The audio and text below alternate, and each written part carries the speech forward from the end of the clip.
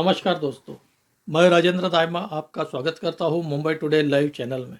दोस्तों, 21 जुलाई से संसद का मानसून सत्र शुरू होता है और सदन शुरू होते ही विपक्ष ऑपरेशन सिंदूर पर चर्चा करना चाहता था और इसको लेकर विपक्ष हंगामा करता है और पिछला हफ्ता करीब पूरे 8 दिन विपक्ष के हंगामे के नाम पर चढ़ जाता है। कोई भी कार्रवाई संसद में होती नहीं है। हालांकि 24 जुलाई को बीएसी बिजनेस एडवाइजरी कमेटी की मीटिंग होती है जिसमें विपक्ष और सत्ता दोनों पक्षों के नेता होते हैं, जिसमें संसदीय कार्य मंत्री और लोकसभा के स्पीकर साथ ही विपक्ष के नेता भी शामिल होते हैं। इसमें यह तय होता है कि 28 जुलाई को लोकसभा में करीब 16 घंटे ऑपरेशन सिंदूर पर चर्चा की जाएगी और राज्यसभा में अगले दिन 29 जुलाई को चर्चा की जाएगी। और राज्यसभा में 9 घंटे चर्चा के लिए निर्धारित किए जाते हैं। बाद में सरकार इसे बढ़ाकर 16 घंटे कर देती है। लेकिन आज जब लोकसभा की कार्रवाई शुरू हुई तब सरकार हालांकि चर्चा के लिए तैयार थी। राजनाथ सिंह सरकार की तरफ से ऑपरेशन सिंदूर पर चर्चा की शुरुआत करने वाले थे, लेकिन उसी समय विपक्ष फिर से वेल में आकर हंगामा करना शुरू कर देता है। लोकसभा के स्पीकर ओम बिरला कई बार विपक्षी नेताओं को चेतावनी देते हैं। कई बार वे कहते हैं कि ऑपरेशन सिंदूर पर चर्चा कीजिए, आपने यह मांग की थी, लेकिन विपक्षी नेता मानते नहीं है। वे बार बार हंगामा करते हैं। इसके बाद लोकसभा की कार्रवाई पहले दोपहर 12 बजे तक स्थगित की जाती है और 12 बजे शुरू होने के बाद फिर 1 बजे तक स्थगित की जाती है।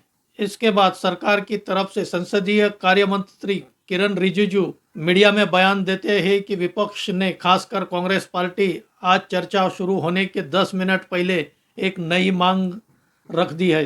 कांग्रेस और विपक्षी पार्टियां चाहती है कि ऑपरेशन सिंदूर पर चर्चा के बाद सरकार उन्हें आश्वासन दे कि बिहार में जो special intensive revision of voter list Bihar में हो रहा है उस पर चर्चा का आश्वासन दे। ऐसी मांग विपक्ष रख देता है, लेकिन संसदीय कार्य मंत्री स्पष्ट करते हैं कि किस बात पर कब चर्चा और कितनी चर्चा करनी है यह बीएसी में की मीटिंग में ठहराया जाता है और इसका निर्णय उस कमेटी के अध्यक्ष और स्पीकर ओम बिरला करेंगे। किरण रिजिजू जी कांग्रेस पार्टी पर नाराज हो जाते हैं और वे कांग्रेस पार्टी पर वादे से मुकरने का आरोप लगाते हैं। उनका कहना था कि सरकार आज ऑपरेशन सिंदूर पर चर्चा करने के लिए तैयार है, विपक्ष के प्रत्येक प्रश्न का उत्तर देने के लिए तैयार है, तब आज विपक्ष चर्चा से क्यों भाग रहा है। वे यह भी स्पष्ट करते हैं कि बिजनेस एडवाइजरी कमेटी की मीटिंग में सरकार की तरफ से विपक्ष को एसआईआर पर कोई आश्वासन नहीं दिया गया। इसी बीच एसआईआर को लेकर सुप्रीम कोर्ट की भी आज तारीख थी और इसी बीच सुप्रीम कोर्ट से बहुत बड़ी खबर आती है कि सुप्रीम कोर्ट ने एसआईआर पर रोक लगाने से साफ इनकार कर दिया और यह करीब दोपहर करीब 1:30 बजे यह खबर आती है और उसके बाद 2 बजे सदन की कार्रवाई फिर से शुरू होती है। उसके बाद संसदीय कार्य मंत्री किरण रिजिजू एक संसद में बयान देते हैं और उसके बाद सरकार की तरफ से रक्षा मंत्री राजनाथ सिंह ऑपरेशन सिंदूर पर चर्चा की शुरुआत कर देते हैं। जब राजनाथ सिंह ऑपरेशन सिंदूर पर सदन में बयान दे रहे थे तब एक बहुत बड़ी खबर आती है जम्मू कश्मीर से पहलगाम में हमला करने वाले 5 आतंकवादियों में से 3 आतंकवादी मारे गए हैं। ऐसी बहुत बड़ी खबर आती है। भारतीय सेना ने जम्मू कश्मीर में आज ऑपरेशन महादेव चलाया और इस ऑपरेशन के तहत पहलगाम हमले में शामिल हुए 5 आतंकवादियों को घेरा जाता है। यह 5 आतंकवादी पहाड़ियों में गुफाओं में छुपकर बैठे हुए थे जहां किसी ड्रोन या हवाई निगरानी नहीं की जा सकती, ऐसे एरिया में छुपे हुए थे। लेकिन सेना पिछले कुछ दिनों से इन आतंकवादियों पर नज़र रखे हुए थे। इनकी खबर सेना को मिल चुकी थी और सेना पूरे इस एरिया को घेरती है और आज दोपहर में करीब 3 बजे यह बहुत बड़ी खबर देश को मिलती है कि पहलगाम हमले के 3 आतंकवादी मारे गए हैं। यह वही आतंकवादी है जिन्होंने पहलगाम में भारतीय नागरिकों को धर्म पूछकर मारा था और इस हमले में करीब 26 भारतीय नागरिक मारे गए थे। देश के रक्षा मंत्री राजनाथ सिंह भी अपने करीब 45 मिनट के बयान में विपक्ष को धो डालते हैं। वे अपने बयान में यह कहते हैं कि विपक्ष पूछता है कि हमारे कितने फाइटर प्लेन मारे गए, वे यह नहीं पूछते हैं कि पाकिस्तान के कितने फाइटर प्लेन हमने मार गिराए।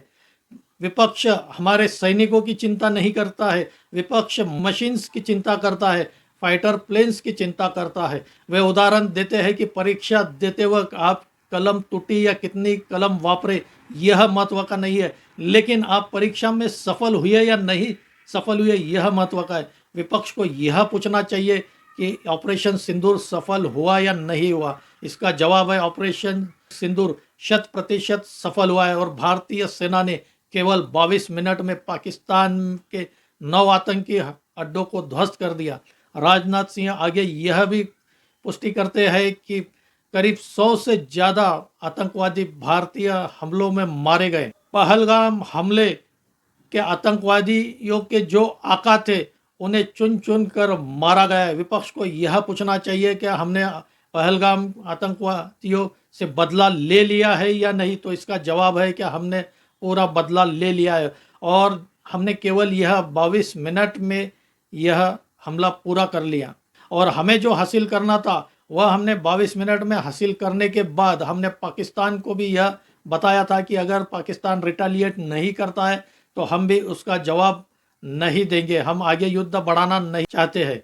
और इसी वजह से हमने युद्ध विराम किया। पाकिस्तान हमारे सामने गिड़गिड़ाया, हमसे अनुरोध किया युद्ध विराम के लिए, उसके बाद हमने युद्ध विराम की घोषणा की है। हमने किसी भी तीसरे देश की मध्यस्थता स्वीकार नहीं की है, यह देश के रक्षा मंत्री स्पष्ट कर देते हैं अपने बयान में। देश के रक्षा मंत्री यह स्पष्ट कर देते हैं कि हमारे किसी भी सैनिक को हमने खोया नहीं है। रक्षा मंत्री राजनाथ सिंह यह भी बयान में कहते हैं कि कांग्रेस इसी वजह से जनता की नज़रों में गिर चुकी है, जनता के मुद्दों से भटक चुकी है। दोस्तों, आपको क्या लगता है, विपक्ष ने ऑपरेशन सिंदूर की चर्चा को लेकर जो सदन में हंगामा किया उससे क्या विपक्ष की छवि सुधरी है या देश की जनता को अच्छा लगा है? अपनी राय कमेंट करके बताइए।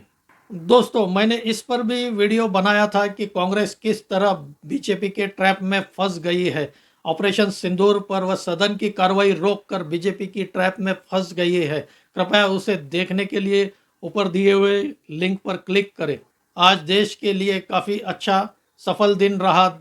पहलगाम हमले के 5 में से 3 आतंकवादी मारे गए हैं और ऑपरेशन सिंदूर पर भी सदन में चर्चा शुरू हो चुकी है। एक तरह से रुकावट खत्म हो चुकी है। दोस्तों, मेरा यह वीडियो अच्छा लगा हो तो इसे लाइक करें, शेयर करें और मेरे इस चैनल को सब्सक्राइब करें। आज यही रुकते हैं। धन्यवाद।